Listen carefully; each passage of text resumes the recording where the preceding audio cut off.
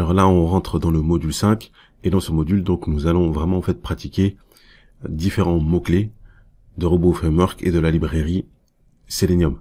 Donc nous l'avons déjà vu, mais on va le revoir donc dans ce module. Les mots-clés Open Browser, Click Element, Input Text et Sleep. Donc Open Browser, on avait vu, qui va nous aider donc à se diriger en fait vers un lien. Donc il va ouvrir donc le navigateur avec le lien internet en fait qu'on va lui donner. Le Click Element, donc lui, il va aller cliquer en fait sur un élément de la page et on va lui indiquer donc où est-ce qu'il va cliquer, donc avec ce qu'on appelle le XPath qu'on avait déjà vu, donc se référer au chapitre sur le XPath. Le input text, donc il va aller insérer en fait du texte dans un champ qu'on va lui spécifier. Et le sleep, le mot-clé sleep, donc il va nous permettre en fait juste d'attendre, par exemple ici 5 secondes. Donc sans plus tarder, on va aller commencer notre test. On va partir donc de 0 ici dans Visual Studio. Je vais aller créer un fichier, donc avec la petite icône. Donc je vais tout de suite je vais faire un CTRL S pour pouvoir sauvegarder. Voilà, donc on sauvegarde. D'ailleurs je supprime tout. Donc je vais mettre mot-clé. Voilà, mot-clé. Point robot. Voilà, donc on n'oublie pas, hein, toujours. Donc mot-clé, on évite les espaces, on met par exemple un underscore, espace robot. Moi je suis bien dans mon dossier test auto. Donc toujours vérifier, on avait dit, on clique sur enregistrer. Donc là mon fichier est bien ici. On voit bien qu'il est reconnu par Robot Framework parce qu'on a l'icône.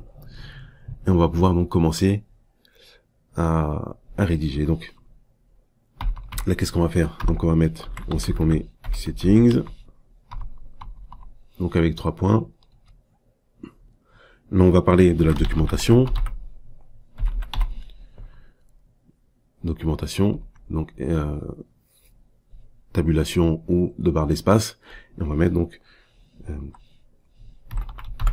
fichier test. Voilà, juste fichier test des premiers mots-clés. Donc pour rappel, la documentation elle va nous servir à avoir des éléments donc d'information dans notre fichier en fait de rapport. Notre premier mot-clé. Le premier mot-clé. Ok. Donc ensuite, on a la librairie. Hop. Library. Tabulation. Faut bien respecter donc la nomenclature avec les majuscules. Donc Selenium librairie. Là, donc là je l'ai réécrit, donc c'est juste pour l'exercice, mais on aurait très bien pu revenir sur nos 4 tests avant et faire un copier-coller. Voilà. Faire un copier-coller. Donc on va mettre notre variable, on va faire nos 4 tests en fait en 2 fois. Donc la première fois, on va mettre nos variables. Donc notre variable sera directement dans notre fichier. Et on fera un deuxième cas de test, très certainement, où nos variables en fait seront dans un autre fichier, et on va appeler ce fichier-là dans les settings, qu'on avait déjà vu. Donc là, l'idée maintenant, c'est vraiment en fait de pratiquer, donc un maximum. Donc les variables, et ici on va avoir donc notre cas de test. Donc on va l'écrire. Là, je vais faire un petit copier-coller. Voilà. Donc mon cas de test, je vais le nommer. Bon, pareil, un premier mot-clé.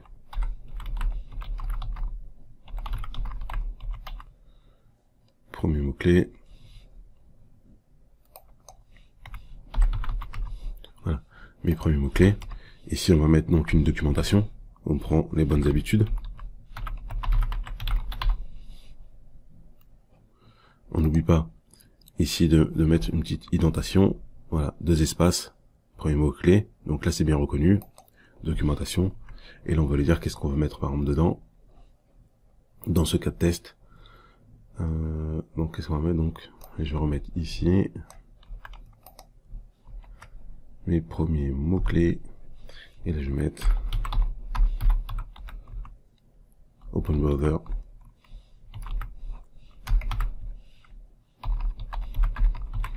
Click Element. input text.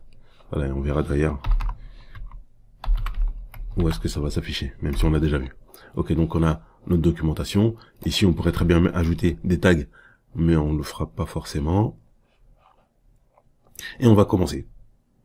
Donc avec Open Browser.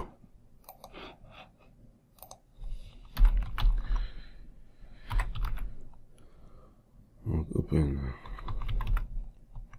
Open Browser. Ici, donc on va mettre la variable. On avait commencé par cette variable-là. Alors, URL. Bon, je vais mettre URL 1. Tabulation ou de barre d'espace. Et ici, je vais mettre donc le lien. HTTPS.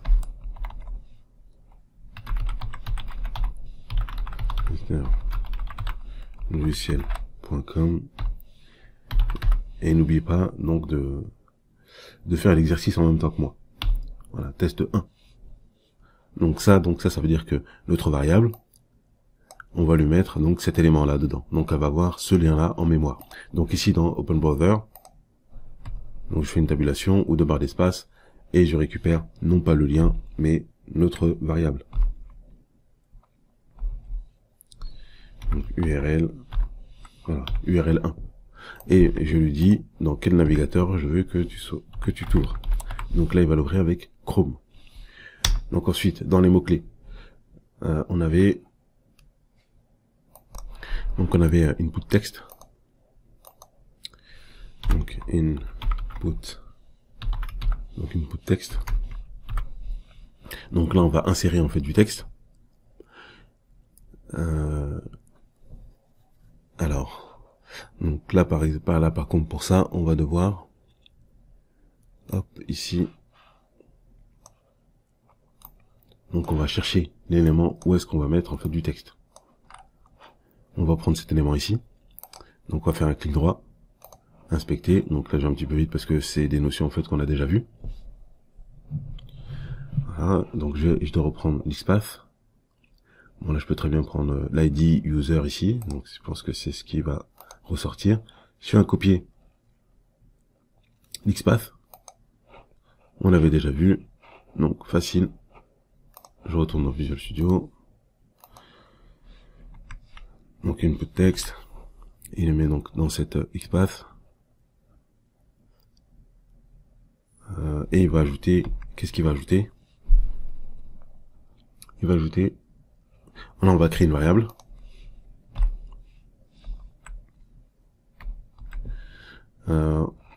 Donc là qu'est-ce que c'était? Donc c'est l'identifiant. Identifiant ou adresse email. Allez, je vais reprendre ça. Voilà, donc ça sera l'identifiant. Oui, pour ce test, on fera que ça. Donc identifiant. Donc ici, je vais lui dire qu'il va récupérer cette valeur-là. Et ici, qu'est-ce que je vais lui mettre? On va mettre Alex underscore identifiant. Donc ça veut dire que dans le champ input text de l'identifiant, il va mettre cette variable. Et dans cette variable, qu'est-ce qu'on a? On a Alex identifiant. Ok. Ensuite, on va ajouter un slip. Donc c'est le mot-clé qu'on devait voir. Barre d'espace ou tabulation ou de barre d'espace. Et il va attendre 3 secondes. Voilà, donc ça c'est des mots-clés, on va un petit peu vite parce que en fait tous ces mots-clés on les a déjà vus dans les exercices précédents, ou plutôt dans les chapitres précédents. Est-ce qu'il nous manque? Il nous manque un click element. Ok. Et dans l'espace, donc je fais un click. N'oubliez pas de faire exactement la même chose en même temps que moi. Click element, barre d'espace, et là on va lui dire qu'il va cliquer ici. Sur connexion. Donc je fais un clic droit, inspecter.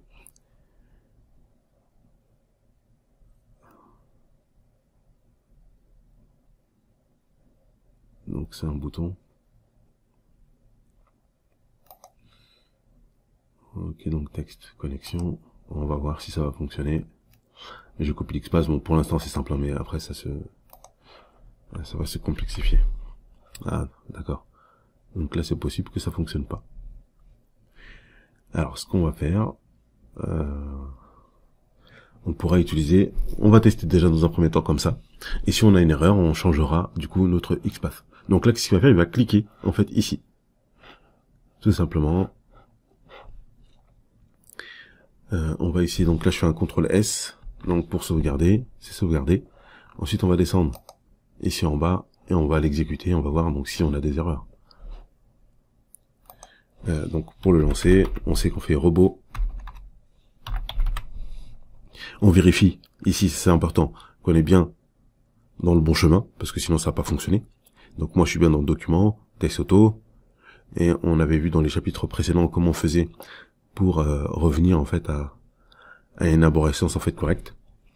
Donc ensuite espace, le nom de mon fichier c'est mot-clé.robot, mot _clé avec un S, .robot. Ok, on lance. Donc on a une erreur. Donc il n'existe pas. Oui, ok, donc il est mal écrit. Robot. Mot clé. .robot.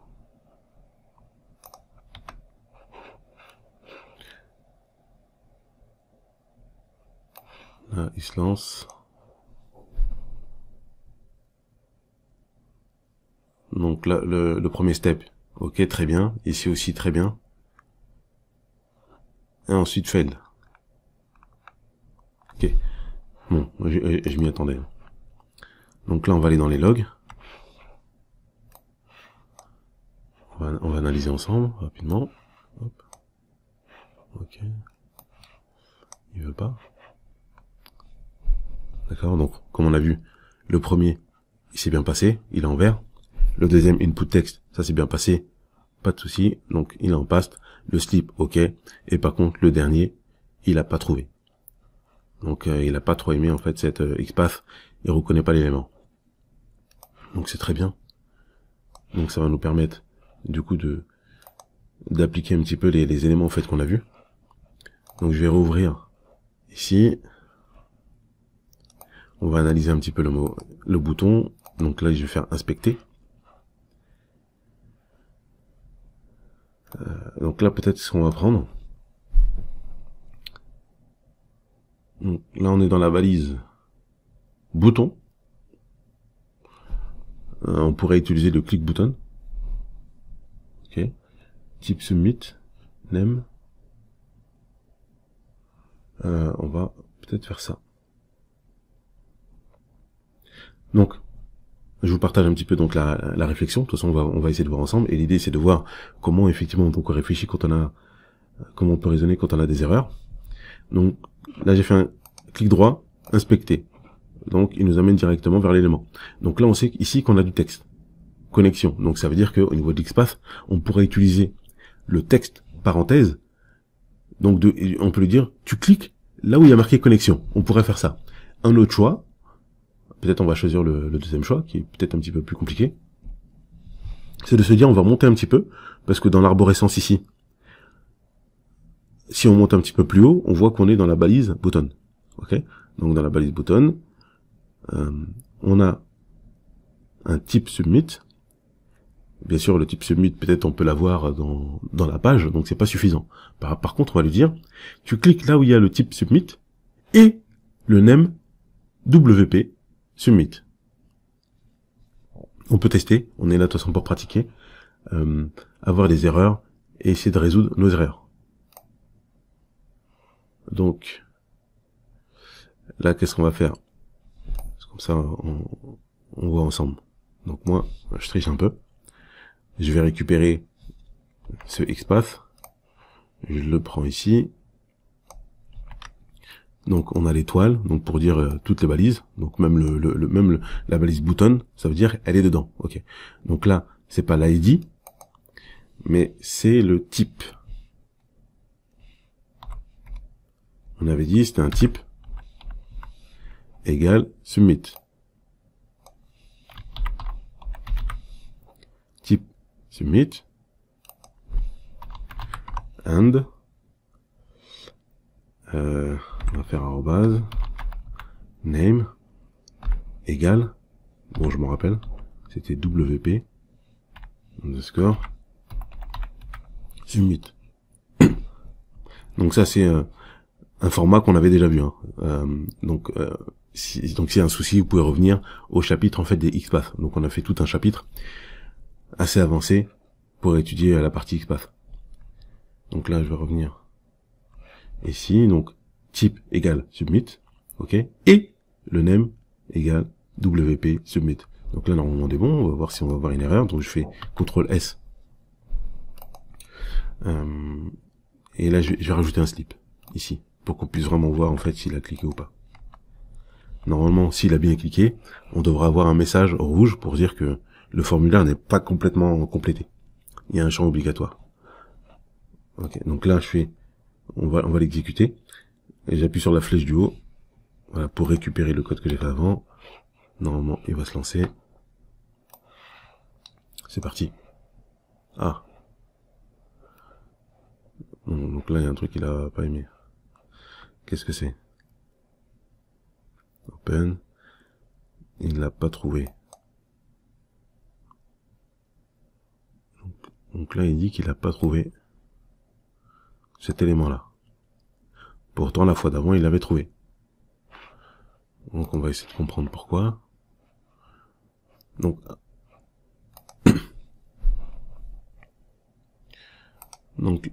là la problématique en fait c'est qu'il dit qu'il a pas trouvé ce champ. Donc c'est bien. Donc là ici on a user 6C5. 6C5. Si c'est bon, pourquoi il l'a pas trouvé? Ah d'accord, ok. D'accord. Donc là il dit qu'il a pas trouvé.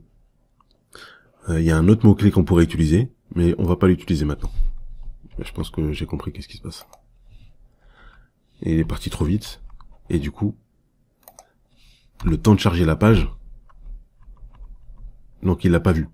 Et comme il l'a pas vu, bah lui il considère que c'est KO. Donc ce qu'on peut faire, c'est mettre un temps d'arrêt, un temps de pause, 2 secondes, on va mettre un temps de pause de 2 secondes, comme ça la page elle aura le temps de se charger, et de pouvoir regarder ça. Normalement, il y a un autre mot-clé qu'on va voir lors de la prochaine vidéo, je pense, c'est le wait. Donc, il va attendre jusqu'à ce qu'il voit l'élément. Donc là, on est bon. On anticipe un petit peu. CTRL S, on sauvegarde. Et ici, on relance.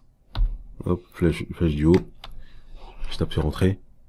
Le navigateur, il s'ouvre. Donc là, c'est bon. Il l'a trouvé.